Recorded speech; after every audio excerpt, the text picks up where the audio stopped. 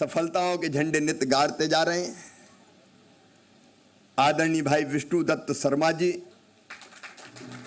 अब ताली में कंजूसी नहीं होनी चाहिए भाई।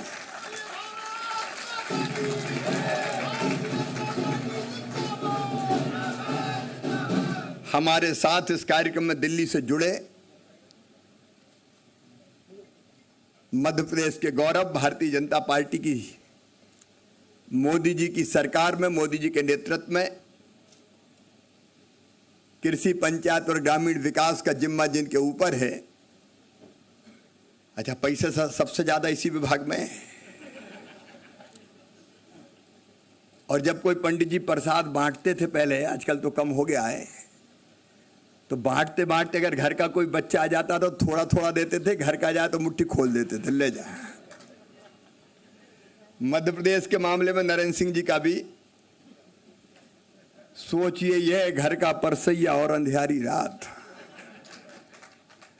भरपूर देते हैं विभाग की तरफ से। आदरणीय नरेंद्र सिंह तोमर जी, हमारे वरिष्ठ नेता, राष्ट्रीय उपाध्यक्ष, जो अपनी अलग शैली में काम करते हैं। आदरणीय श्रीमान प्रभात झा जी,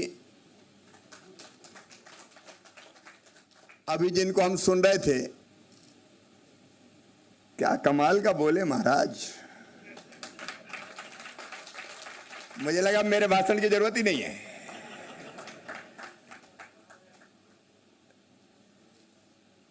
जो सही भावना और विचार थे वो लगातार उनके हृदय से अभिव्यक्त हो रहे थे। और एक ऐसी परंपरा जो दंभ और अहंकार को स्वीकार नहीं करती और जनता और प्रदेश के खिलाफ अगर कोई जाता है तो उसको जमी दोज करती है। राजमाता जी की परंपरा से आने वाले, अच्छा वो ग्वालियर चंबल में भी वोट उनको देख के थोड़ी दिए थे,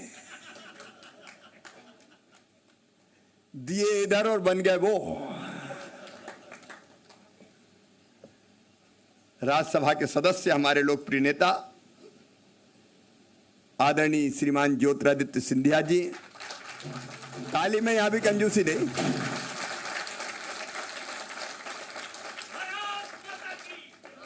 बचपन से जिनके साथ में काम कर रहा हूं,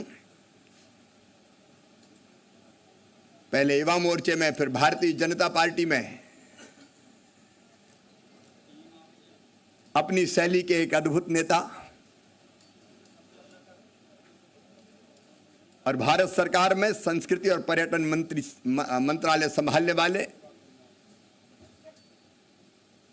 और वो भी मध्य प्रदेश में कोई कसर नहीं रखते। वैसे वो बांटते समान है देश भर में। हमारे केंद्रीय मंत्री और लोकप्रिय नेता आदरणीय श्रीमान प्रहलाद पटेल जी, आदरणीय सुहास जी, अलग अलग स्थानों से हमारे वरिष्ठ नेता जुड़े हुए हैं पूरे प्रदेश से। मेरे सभी आदरणीय वरिष्ठ नेतागण,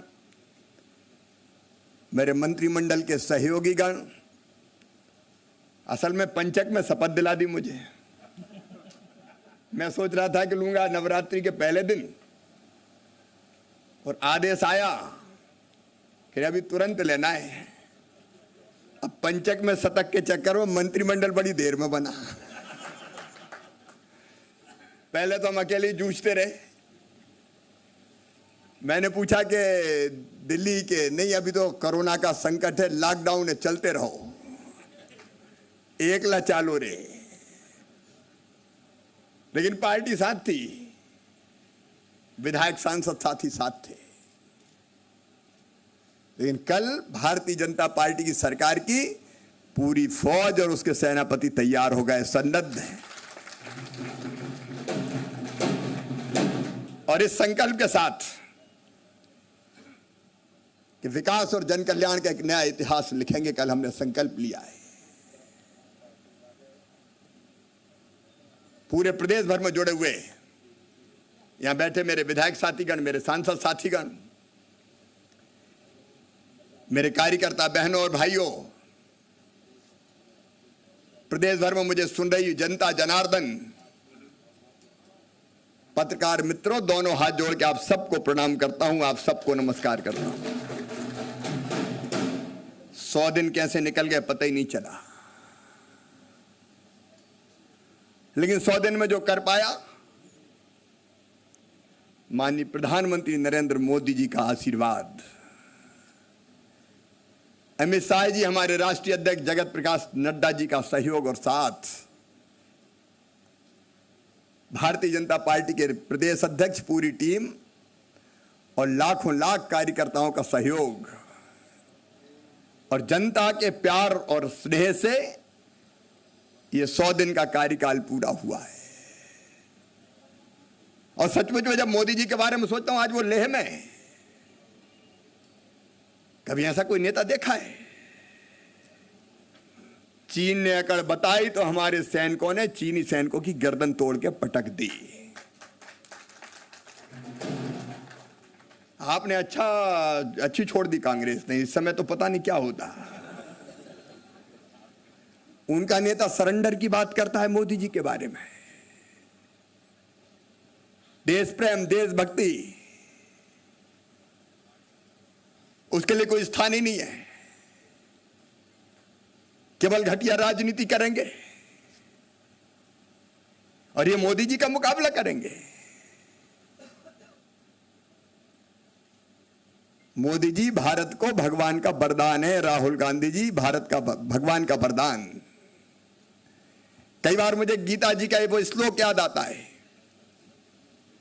भगवान श्री कृष्ण ने कहा था, यदा यदा ही धर्मस्य ग्लानिर्भवति भारत अभ्युत्थानम धर्मस्य तदात्मानं सृजाम्यहम् परित्राणाय साधूनां विनाशाय च दुष्कृतां धर्म संस्थापनार्थाय संभवामि युगे युगे। जब जब अधर्म बढ़ेगा, पाप अनाचार बढ़ेगा, धर्म की हानि होगी, अत्याचार अन्याय बढ़ेंगे, तब तब सज्जनों का उद्धार करने और दुष्टों का संहार करने में बार बार इस धरती पर आऊंगा। अब भगवान सीधे अवतार नहीं लेते, लेकिन नरेंद्र मोदी जी जैसे नेता को देखते हैं तो ये लगता है कि बिना ईश्वरीय शक्ति के इतना काम कोई साधारण व्यक्ति नहीं कर सकता। ये सचमुच में सच है। मोदी जी के हाथों में देश सुरक्षित है, लेकिन कांग्रेस को हो क्या गया है? आज कुछ नहीं सूझा। दिग्गी भैया को तो टाइगर टाइगर कर रहा है, टाइगर टाइगर टाइगर टाइगर।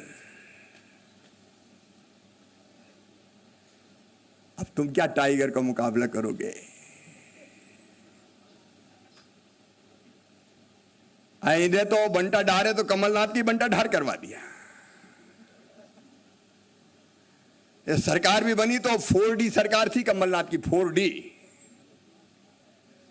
पहला डी दलाल, ये दलालों की सरकार थी, खुलेआम कह रहा हूं। मध्य प्रदेश के वल्लभ भवन को इनने दलाली का अड्डा बना दिया था, दलाली का अड्डा। मैं प्रदेश की जनता से निवेदन करना चाहता हूं, चारों तरफ लूट। ये मेरे पुराने पहले जो मंत्रिमंडल में साथी थे वो यहां बैठे हुए हैं। मुझे आश्चर्य हुआ जब ये कहा। हमारी इमरती बहन भी बैठी है, उनकी बातें बड़ी आनंद देती है, खरी खरी कहती है। मिलने आई, हम कक्ष में बैठे तो फिर बोली, भैया हमने तो जो कक्ष ही पहली बार देखो है वल्लभ भवन को। मैंने कहा, अरे आप तो मंत्री दी, बिल में धसन ही नहीं देते। जाओ जाओ, टाइम नहीं, नहीं, नहीं, चलो चलो, 24 घंटे 26 ही नहीं हो, लाओ लाओ, चलो चलो चलो। अब ये मंत्रियों के हालत है। और अगर कोई बड़ा ठेकेदार आ जाए, आ जाओ, वो 2 थे, नाम नहीं लूंगा उनका। अब इन्हें पूछा कि भैया ये 2 कौन है? कौन से पूछा था? जो राजदंडोतिया है क्या ये बैठे? तो इनने कहा जे कौन से पद पे हैं? बोले पद पता नहीं है, लेकिन एक पता है कि दिन भर बोरा में भरते हैं और रात को सी के ले जाते हैं।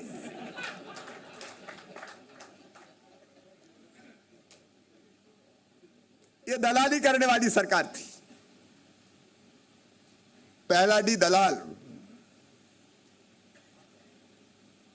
दूसरा डी दम अहंकार, और अहंकार दोनों में था, एक नहीं था। पांव जमीन पे नहीं चलते थे। एक वल्लभ भवन में बैठता था और दूसरे, मैं नहीं कह रहा उमंग सिंगार कहते थे, रेत शराब उनका जिम्मा ले रखा था। और ऐसा समझ रहे थे जैसे ऐसी सरकार आई जो कभी जाएगी नहीं। दम और अहंकार में चोर,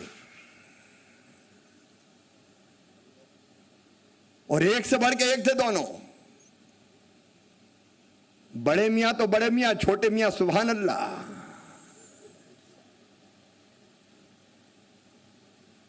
और तीसरी दुर्भावना 3D, कुचल देंगे, मसल देंगे, तोड़ देंगे, मिटा देंगे, निपट लेंगे। कितने भारतीय जनता पार्टी के कार्यकर्ताओं के घर तोड़े तुमने? कितने लोगों को तुमने एनएसए में जेल भेजा? कितने लोगों के काम धंधे तुमने तबाह किए? लेकिन समझ लेना दिग्विजय कमलनाथ, ये भारतीय जनता पार्टी के कार्यकर्ता है। जब तक सहते हैं सह लेते हैं, लेकिन जब अपनी पे आ जाते हैं तो बड़े बड़ों को उखाड़ कर फेंक देते हैं। आखिर सहने की भी कोई सीमा होती है। अब हम तो ओवल ही रहे थे, लेकिन इधर बढ़ गए। कहा कि इन्हें कहा कि इनकी सुनो, किसानों की सुनो, कर्जा माफ करो। बोले नहीं सुनते, जाओ। क्या कर लोगे? बोले हम सड़क पे आएंगे। तो आ जाओ सड़क पे। तो परमानेंट सड़क पे ला दिए। अब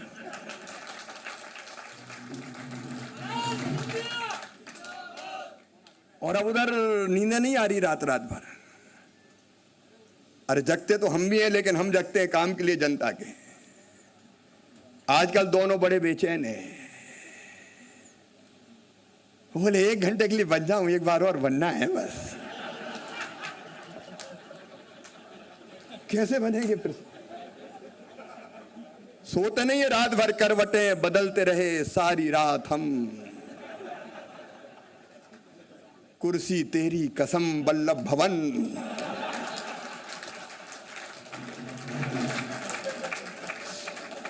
मुझे किसी ने कहा कि तड़प रहे हैं क्या? बोले 1 घंटे के लिए, एक बार और। अरे 15 साल में मुश्किल से दिन फिरे थे, अब भूल जाओ दिग्गी। वैसे राज कमलनाथ भी समझ गए कि मिटाने वाला तुझे ही है। एक बार मैं चुनाव जीता, पहला लोकसभा का। तब मिस्टर बंटाधार मुख्यमंत्री थे। मैं सांसद था, मिलने आया। क्षेत्र में ओलावृष्टि हुई थी, फसलें खराब हो गई। तो हम गट्ठा वट्ठा लेके, पूरा लेके अपन तो गांव गांव घूमने वाले। तो मैंने स्लिप भेजी, मुझे बुला लिया। एक नेता, उनका नाम नहीं लूंगा, वो मुझसे पहले बैठे थे, मुझसे हारे हुए थे। तो मैंने उनसे कहा कि वो बैठे हैं, उनको तो बुला लो। बोले नहीं, बैठो, चाय पियो। मैंने कहा मुख्यमंत्री बड़े मेहरबान है, चाय। फिर उठने की कोशिश की, बोल नहीं अभी और बैठो। मैंने कहा कि बाहर वो आपकी पार्टी के बड़े नेता बैठे हैं। बोले उसी को तो जलाना है। अब ये ऐसे लोग। उस समय कहावत प्रचलित थी कि जिसके कंधे पे हाथ धर दिया वो समझ लो गया काम से। ये दम, अहंकार, दुर्भावना।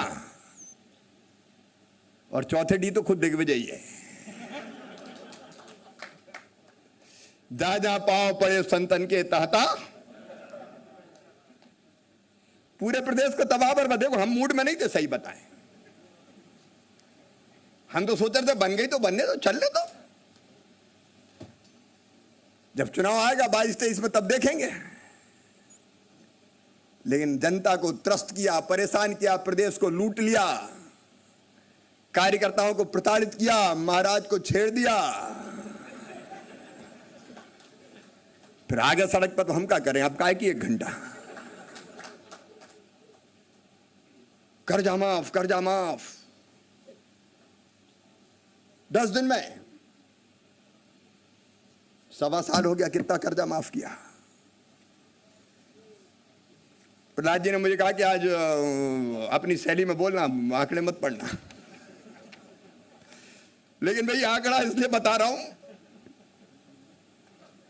कि इन्हें कहा अब हम पुराने दोस्त हैं भाई।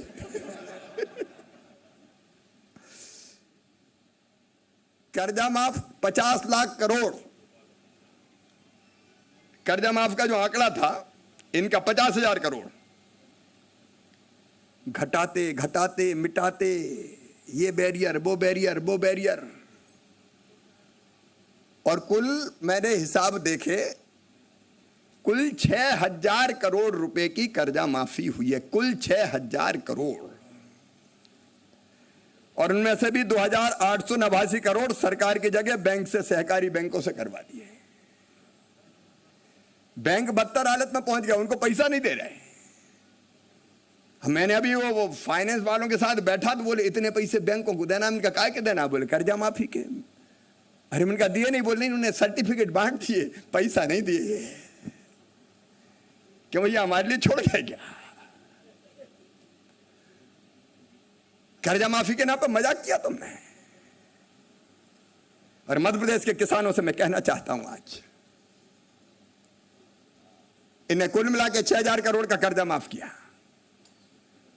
आते ही हमने, कमलनाथ जी आपने 2,200 करोड़ रुपया खा गए किसानों के। फसल बीमा योजना का प्रीमियम जमा नहीं कर रहे थे। यह बात सही था कि आर्थिक संकट था कोरोना के कारण, लेकिन जैसे मुझे पता चला 2,200 करोड़ रुपया निकाले, प्रीमियम के जमा किए और 3,000 करोड़ रुपया सीधे किसानों के खाते में डाल दिए। और मध्य प्रदेश के मेरे किसान भाइयों, अगस्त महीने में 4,500 करोड़ रुपया और तुम्हारे खातों में डालेंगे हम फसल बीमा योजना के। उसका भी हम प्रीमियम जमा करने वाले हैं।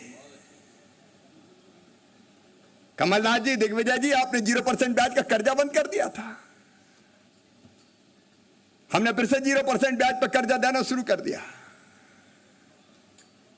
ग्वालियर चंबल के भाई बहन अगर सुन रहे हो, नरेंद्र सिंह जी भी बैठे हैं। बाजरा इन्हें कभी खरीदा नहीं, खरीदी ढंग से करते नहीं थे। हमने सरसों का एक एक दाना खरीदा। कमल पटेल हमारे कृषि मंत्री भी यहां बैठे हुए हैं। और कर्जा माफी का जो जंजाल आप फेंक के गए, बैंकों को तबाह करके गए,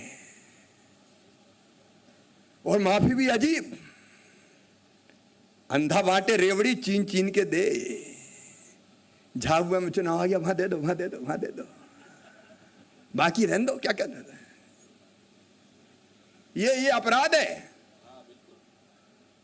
कई जगह दिए नहीं, कई जगह जहां चुनाव ना हो, मतलब था, दे दो दे दो दे दो, यहां दे दो। क्या प्रदेश का मुख्यमंत्री ऐसा करता है?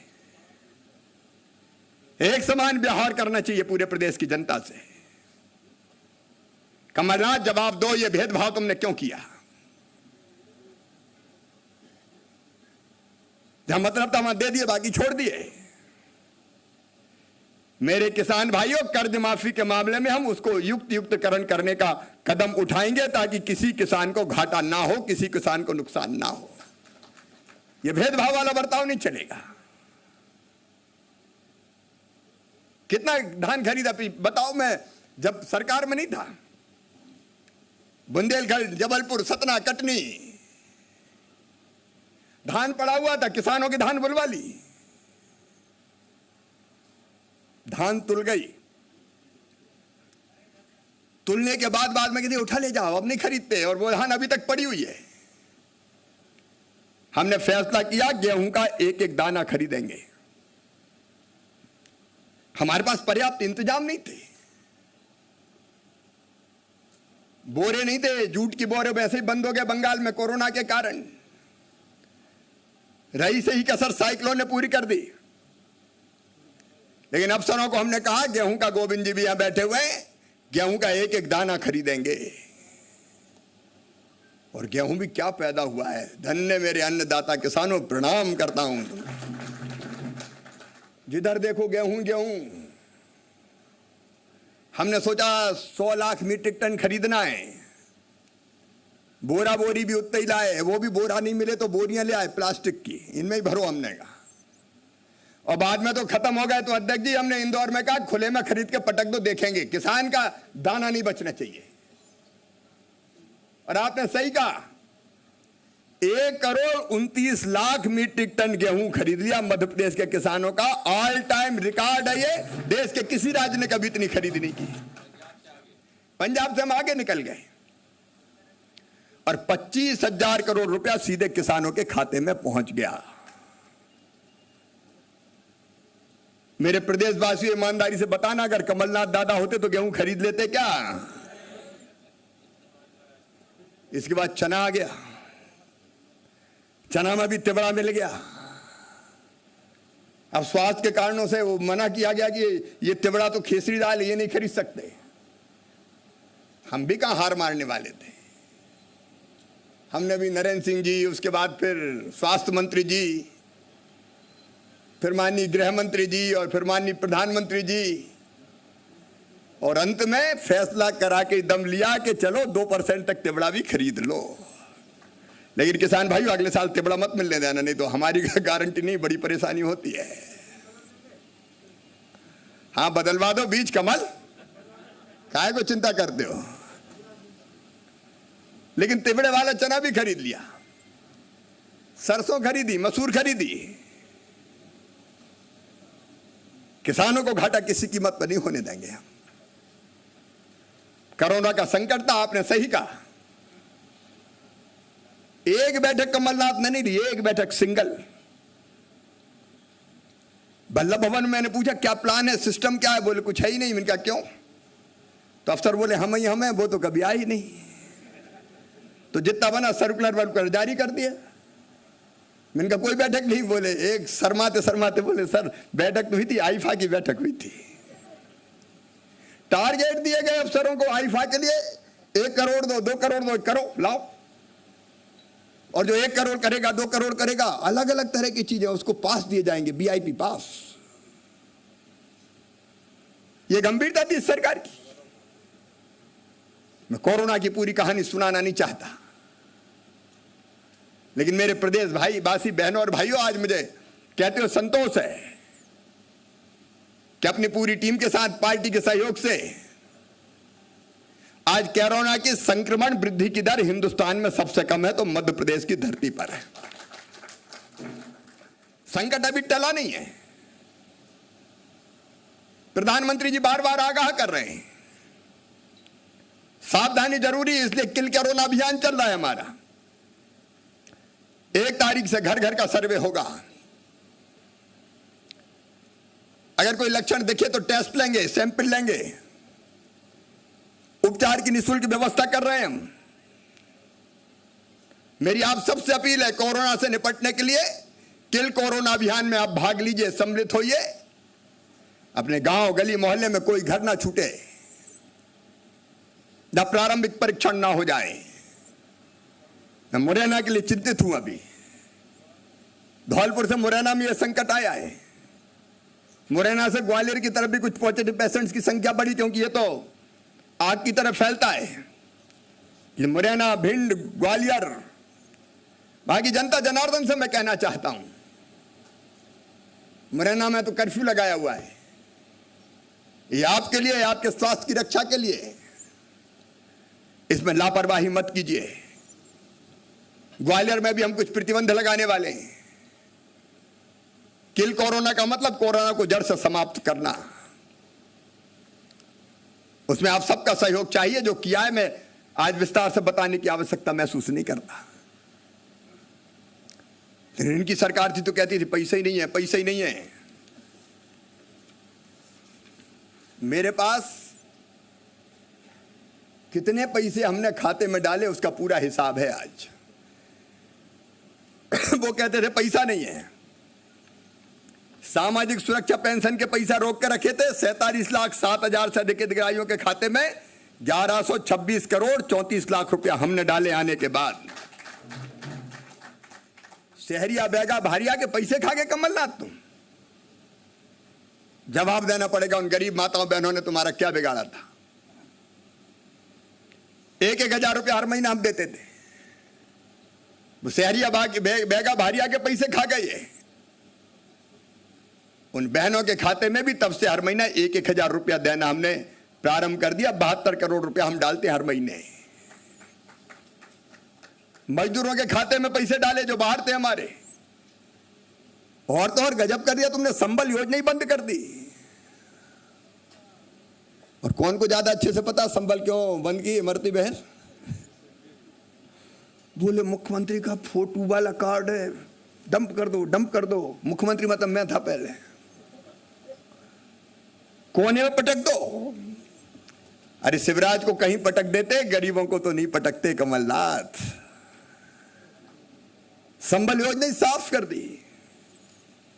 मैं प्रदेश के गरीब बहनों और भाइयों से कहना चाहता हूं, संबल योजना फिर से पुनर्जीवित कर दी गई है। हर कदम पर सहारा बनेगी ये योजना।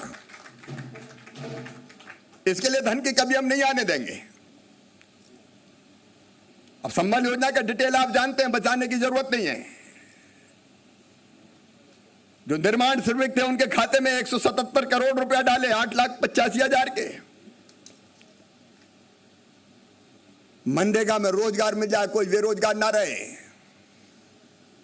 पहली बार ऐसा हुआ 26 लाख मजदूरों तक को एक दिन में रोजगार देने का चमत्कार किया तो भारतीय जनता पार्टी की सरकार ने मोदी जी, नरेंद्र सिंह जी के आशीर्वाद से दिया। श्रम सिद्धि अभियान, गोपाल भाई बैठे, पंच परमेश्वरी अपनी बंद कर दी भैया।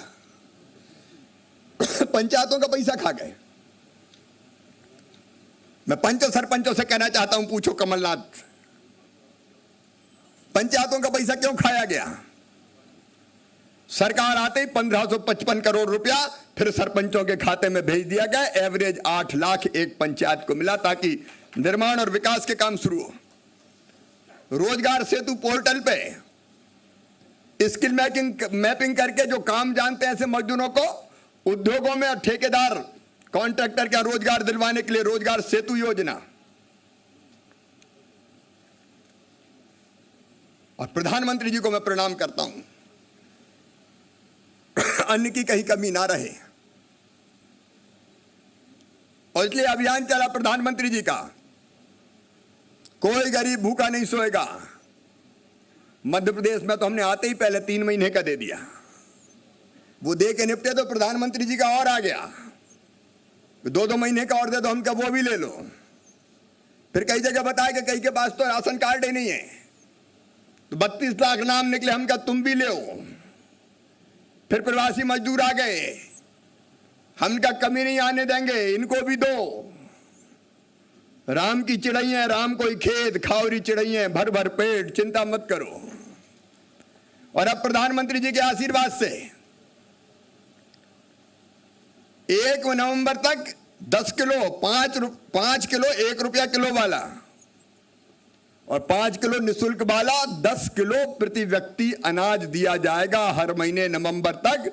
मध्य प्रदेश के गरीब बहनों और भाइयों, चिंता करने की जरूरत नहीं है, यह भारतीय जनता पार्टी की सरकार है। आप बताओ कांग्रेस की होती तो कर पाती क्या? अरे जोर से बताओ, कर पाती क्या? प्रधानमंत्री जी को भी मैं बहुत धन्यवाद देता हूं। फसल बीमा योजना का मैंने बताई, बच्चे स्कूल नहीं आ रहे थे तो मुझे कहा कि मध्याह्न भोजन का पैसा मत दो। मैंने कहा ये बेईमानी बच्चों से करूंगा, स्कूल नहीं जाएंगे तो घर पे ही भोजन पहुंचाएंगे।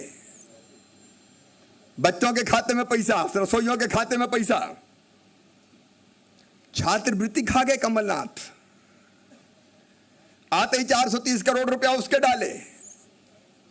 जीवन शक्ति योजना, बहनों को मास्क बनाने का काम दिया। 7 रुपया में मास्क बनाओ, 11 रुपया में सरकार को बेचो, मास्क की कमी भी पूरी हो जाए और बहनों के घर भी कुछ पैसा आ जाए। हमारी बहन मीना बैठी है, बनोपज संघ से हमारे बनोपज महुए का फूल से लेकर बाकी चीजों की खरीदी शुरू की हमने की तो इतने बढ़ गए कि खरीदनी नहीं पड़ी हमको। प्रधानमंत्री आवास योजना के पैसा खा गए थे। शहरी और ग्रामीण दोनों के मिला के 550 करोड़ रुपया वो खाते में डाले। शहरी विकास का पैसा खा गए थे। लगभग 700 करोड़ रुपया शहरी विकास के लिए अलग अलग शहरों में भेजा। अगर ये पूरी सूची पढ़ूंगा तो नीरस हो जाता है। प्रहलाद जी ने पहले ही कहा आंकड़े ज्यादा मत पढ़ना। कुल मिला के लगभग 40,000 करोड़ रुपया अलग अलग योजनाओं के अंतर्गत मध्य प्रदेश की गरीब जनता के, किसानों के अलग अलग खाते में डाली गई है। क्या कमलनाथ ये पैसा डालते हैं? और क्या कमलनाथ कोरोना का मुकाबला कर लेते? अरे कोरोना से बड़ा संकट तो कमलनाथ ही है। मध्य प्रदेश में कमलनाथ ही थे। मेरे बहनों और भाइयों, ये 100 दिन, ये समाधान के 100 दिन है। कोरोना का संकट आया, हमने समाधान निकाला। रात दिन हमने परिश्रम किया। ये 100 दिन सशक्तिकरण के 100 दिन है। जीवन शक्ति योजना, स्व सहायता समूहों को काम देने का हमारा प्रयास। और मेरी स्व सहायता समूह की बहनों सुन लो, आज अगर सुन रही हो मध्य प्रदेश में मुझे, तो हमने कई चीजें स्व सहायता समूह को देने का फैसला किया है। स्कूल की यूनिफॉर्म आप बनाओगी, पोषण आहार आप बनाओगी। 700 करोड़ रुपए का पोषण आहार ठेकेदारों के जिम्मे नहीं करेंगे, महिला स्वयं सहायता समूह की बहनें बनाएगी और खुद भी लाभ कमाएंगी। और इसके साथ ही हमने फैसला किया है कि हमारी महिला स्व सहायता समूह की बहनों अभी 20-22% तक भी कर्जा लेके समूह चलाती है। अब केवल 4% ब्याज लगेगा, बाकी पैसा मामा भरेगा, भारतीय जनता पार्टी की सरकार भरेगी। और कई स्व सहायता समूह जो डिफॉल्टर हो गए, आज मैं ये ऐलान कर रहा हूं कि उसके कारण वो अपना काम चला नहीं पा रहे हैं। सर्कुलेशन उनका बिगड़ गया है और इसलिए उनका ऐसा पैसा मध्य प्रदेश की सरकार भर के स्व सहायता समूह महिलाओं को मुक्त कर देगी। हम माफी शब्द का इस्तेमाल नहीं करेंगे, तुम्हारा हक देंगे। पूरी मैपिंग में करवाऊंगा कौन कौन से समूह संकट में, और जहां से पैसा लिया है वहां का पैसा भर दिया जाएगा। ये 100 दिन महिला सशक्तिकरण के दिन है। ये 100 दिन संवेदनशीलता के दिन है। कोई मजदूर पैदल ना चले। मैं भारतीय जनता पार्टी के संगठन को प्रणाम करता हूं, अध्यक्ष जी, महामंत्री जी, कार्यकर्ता भाई और बहनों, गजब का काम किया पूरे मध्य प्रदेश में। 3-4 दिन जरूर त्योहार आप पैदल आ रहे हैं बच्चे लेके। उसके बाद हमने संकल्प लिया कि कोई मजदूर पैदल मध्य प्रदेश की धरती पर नहीं चलेगा। बसें लगाई गई जैसा ज्योतिरादित्य जी बता रहे थे। और कार्यकर्ताओं, आपको प्रणाम, चाय, नाश्ता, भोजन, और अध्यक्ष जी ने तो जूते चप्पल तक पहनाए। और इसलिए मैं कह रहा हूं ये संवेदनशीलता के 100 दिन है। ये 100 दिन सहयोग के 100 दिन है। समाज के हर वर्ग का कोरोना के विरुद्ध सहयोग लिया गया, सबको सहयोग दिया गया। ये 100 दिन सुधार के 100 दिन है। मंडी कानून हमने बदल दिया। केवल एक विकल्प था किसानों के पास, मंडी में जाओ अनाज बेचो। दूसरे विकल्प क्यों नहीं खुलना चाहिए? हमारे प्रधानमंत्री जी भी यही चाहते थे और इसलिए हमने मंडी एक्ट में परिवर्तन कर दिया। कृषि उपज मंडियां रहेंगी, लेकिन किसान और व्यापारी में सहमति बने तो किसान के द्वार से खरीद ले जाओ, खेत में खरीद ले जाओ। कोई एक्सपोर्टर है, एक्सपोर्ट करना चाहता, सीधे किसान उसको बेच सकता है, एक्सपोर्ट हो जाएगा। कोई मिलर है, सीधे जाके किसान से खरीदे, ठीक दाम दे, मंडी की जरूरत नहीं पड़ेगी। कोई चाहे तो प्राइवेट मंडी अच्छी खोल के अच्छी सुविधा किसानों को दे और अच्छे दाम पे ले। इसमें क्या आपत्ति हो सकती है? प्रतिस्पर्धी दाम किसानों को मिले। मंडी कानूनों के साथ साथ श्रम कानूनों में सुधार किया। ये सेतु सेतु के 100 दिन है। रोजगार सेतु, परिवारों को घर पहुंचा के श्रमिकों को मिलवाने का सेतु, उनको काम देने का सेतु। ये संबल के 100 दिन है। संबल पंचपनवेश्वर जीवन शक्ति जीवन अमृत योजना फिर प्रारंभ। ये सुपर उपार्जन के 100 दिन है। ये सेवा के 100 दिन है। और ये संकल्प के 100 दिन है। संकल्प है मध्य प्रदेश को कोरोना से मुक्ति दिलाने का। संकल्प प्रधानमंत्री जी ने कहा आत्मनिर्भर भारत, आत्मनिर्भर भारत के लिए आत्मनिर्भर मध्य प्रदेश बनाने का। संकल्प विकास की गंगा बहाने का। संकल्प अंतिम व्यक्तियों तक योजना का लाभ पहुंचाने का। संकल्प समृद्ध और विकसित मध्य प्रदेश बनाने का। मेरे प्रिय प्रदेशवासियों, मैं आपसे निवेदन करना चाहता हूं, कोविड के संकट के समय जो बेहतर हो सका हमने करने की कोशिश की है, लेकिन अभी और कई योजनाएं दिमाग में हैं। मुझे कई जगह कोविड के चक्कर में बताया लोगों ने कि कुछ लोग अवैध रूप से नियम प्रक्रिया का पालन ना करते हुए भारी दरों पर पठानी ब्याज पर गरीबों को पैसा देते हैं और उनको लूट लेते हैं, बर्बाद कर देते हैं। वो उससे कभी मुक्त नहीं हो पाते और कई तो आत्महत्या कर लेते हैं। आज हम तय कर रहे हैं कि बिना लाइसेंस के, बिना नियम प्रक्रिया के ऊंचा ब्याज वसूलने के लिए गरीबों को, आदिवासियों को अगर किसी ने ऐसे पैसे दिए होंगे तो वो पैसा वापस नहीं देना है, वो पैसा माफ कर दिया जाएगा, वो स्वतः माफ होगा। नहीं तो ब्याज ले लेके बाहर डालते हैं। उसके लिए हम कानून बना रहे हैं। और अगर किसी ने कुछ गिरवी रखा होगा तो वो भी वापस देना पड़ेगा। ऋण माफी का हम युक्तिकरण करेंगे। और एक बात और, अभी गांव में जो हमारी जमीन है, जब हम मकान बना के रहते हैं, उस जमीन का मालिकाना हक हमारे पास नहीं है। गांव में शानदार मकान बना, उस पर लोन नहीं ले सकते, कर्जा नहीं ले सकते हम, क्योंकि मालिकाना हक हमारे पास नहीं है। हमने तय किया है कि ग्रामीण आबादी सर्वेक्षण योजना में ग्रामीण बसाहतों का सर्वे करके अधिकार अभिलेख तैयार कर ग्रामीण जनता को उस भूखंड पर मालिकाना हक प्रदान किया जाएगा। इससे ग्रामीण जन इस भूमि पर ऋण ले सकेंगे, जमानत दे सकेंगे, सही अर्थ में वो भूमि उनकी होगी। मित्रों, कमलनाथ सरकार ने हमारे भांजे भांजियों को भी नहीं छोड़ा।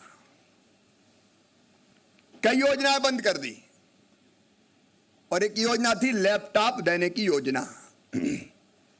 पिछले साल दिया ही नहीं। अब 12वीं के रिजल्ट आने वाले हैं, रिजल्ट देखने के लिए तैयार हो जाओ।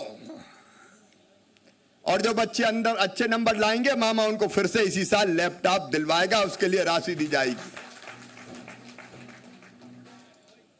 हमारे शहरी पथ विक्रेता प्रधानमंत्री जी ने भी तय किया है, उनके साथ हमने ग्रामीण भी जोड़े हैं। ये ठेले वालों, खोमचे वालों, फल के सब वालों, सब्जी वालों, नाई की दुकान वालों, कचौरी समय से बेचने वालों, पान के ठिलिया वालों, चाय की गुमटी वालों, कोरोना ने तुम्हारे धंधे को भी ठंडा कर दिया, बर्बाद कर दिया। और ये 10,000 रुपये तक का ऋण इनको मिलेगा 7% ब्याज पर। 1 साल के लिए 7% से ऊपर जितना होगा वो मध्य प्रदेश की सरकार देगी। और उसके साथ साथ गांव के जो कस्बे हैं हमारे, जो बाजारों का केंद्र, 25-50 गांव के लोग आते हैं, भावी गरीब पथ विक्रेता है, उनको भी 10,000 रुपया बैंक से दिलाया जाएगा। गारंटी हम लेंगे, सरकार गारंटी लेगी। ताकि उनका काम धंधा फिर से पटरी पर आ सके। अभी तो 100 दिन पूरे हुए हैं, अभी तो ये अंगड़ाई है। असली काम तो अब उपचुनाव के बाद शुरू होगा। थोड़ा समय लगाना पड़ेगा, वो तो कोरोना आ गया, नहीं तो अब तक तो सांची से लेके मुरैना तक धूम मच जाती। कोरोना ने पांव पकड़ लिए, लेकिन अब निकलना होगा। इन कामों को स्थिरता पूरी करनी है, स्थिरता प्रदान करनी है, तो कार्यकर्ता बहनों और भाइयों, चुनाव के रण में भी जूझ के हमको शानदार सफलता प्राप्त करनी पड़ेगी। करेंगे कि नहीं करेंगे? अरे जोर से बताओ, करेंगे कि नहीं करेंगे? तो विजय के अभियान का 100वां दिन है। नए उत्साह से उमंग से भर के हम उपचुनाव में विजय के लिए भी प्रयाण करेंगे। और प्रधानमंत्री जी ने जैसा संकल्प लिया है आत्मनिर्भर भारत का, आइए मित्रों हम सब संकल्प लें। आत्मनिर्भर भारत के लिए आत्मनिर्भर मध्य प्रदेश। यहां के लोकल को वोकल करेंगे। अच्छा, चीन को आधा तो प्रधानमंत्री जी ने तोड़ ही ताड़ दिया है। टिकटॉक सब बंद। ये केवल खेल नहीं है, ये आर्थिक रूप से कमर तोड़ना है। आओ मेरे प्रदेशवासियों, संकल्प लो, चीन में बनी चीजों का बहिष्कार करेंगे। हम उस चक्कर में नहीं आएंगे राहुल बाबा, हिंदी चीनी भाई भाई, हिंदी चीनी भाई भाई। और चुपके से चीन की सैनिक घुस आई। अब मोदी जी है, मोदी जी, सेना तैयार है। हम अपनी तरफ से किसी को छेड़ेंगे नहीं, लेकिन किसी ने हमें छेड़ दिया तो हम छोड़ेंगे नहीं। बोले आर्थिक रूप से तोड़ना चीन को, इसलिए हम ये भी संकल्प ले, दोनों हाथ ऊपर उठा के चीन के बने सामान का बहिष्कार करेंगे। और पूरे प्रदेश की जनता से कह रहा हूं, जहां सुन रही हो, चीनी सामान नहीं खरीदना। जो हमारी भारत माता का दुश्मन है वो हमारा दुश्मन है। सारा देश प्रधानमंत्री जी के साथ खड़ा है। राहुल बाबा जैसे लोग जरूर इधर उधर की बातें करते हैं, अब क्या कहें इनको। आइए आत्मनिर्भर भारत बनाने का संकल्प लें। और मैं प्रदेश की जनता से अपील करना चाहता हूं, प्रदेश के विकास में आपका सहयोग और स्नेह चाहिए। अकेली सरकार नहीं कर सकती, हम सब मिलकर प्रदेश को बढ़ाने के लिए आगे बढ़े। गांव, गरीब, किसान, नौजवान, माताएं, बहनें, शहर, भांजे भांजियां आए एक नए मध्य प्रदेश के निर्माण के लिए। 15 महीने में जिसको तबाह और बर्बाद कर दिया गया था, 100वें दिन मैं भी ये संकल्प लेता हूं कि इस मध्य प्रदेश के निर्माण के लिए टीम के साथ हम परिश्रम की पराकाष्ठा और प्रयत्नों की परिसीमा करेंगे। लेकिन आपका भी साथ चाहिए बहनों और भाइयों, जो केवल यहां बैठे हैं उनका नहीं, पूरे प्रदेश का सबका साथ मिलेगा। तो आइए आत्मनिर्भर भारत के लिए आत्मनिर्भर मध्य प्रदेश बनाने का संकल्प ले। संकल्प पहले भी हमने पढ़ा था, लेकिन आज भारत माता की जय बोल के संकल्प लेंगे।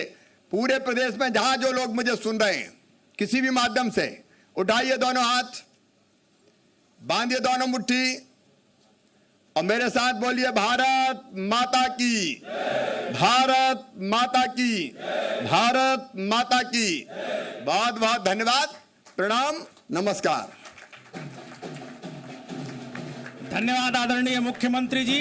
तो बीजेपी की वर्चुअल रैली, जो कि अभी आपने सुना, श्री शिवराज सिंह चौहान बोलते हुए नजर आए हैं। सीधे तौर पर कमलनाथ सरकार जब थी तो किस तरह से काम हुआ इसका जिक्र किया, हमने कितना काम किया और आकर कितने लोगों को फायदा पहुंचाया, विशेषकर किसानों की बात कही है। तो सरकार को 100 दिन पूरे होने पर यहाँ पर मुख्यमंत्री शिवराज सिंह चौहान संबोधित करते हुए नजर आए। और इनसे पहले आपने सुना कि वी.डी. शर्मा पहले संबोधन हुआ उनका एक आक्रामक अंदाज देखने को मिला। और उनके बाद ज्योतिरादित्य सिंधिया वहां पर पहुंचे मंच को संबोधित करने के लिए, और सरकार की जो उपलब्धियां रही वो तो गिनाई, साथ ही प्रधानमंत्री नरेंद्र मोदी की तारीफ भी की।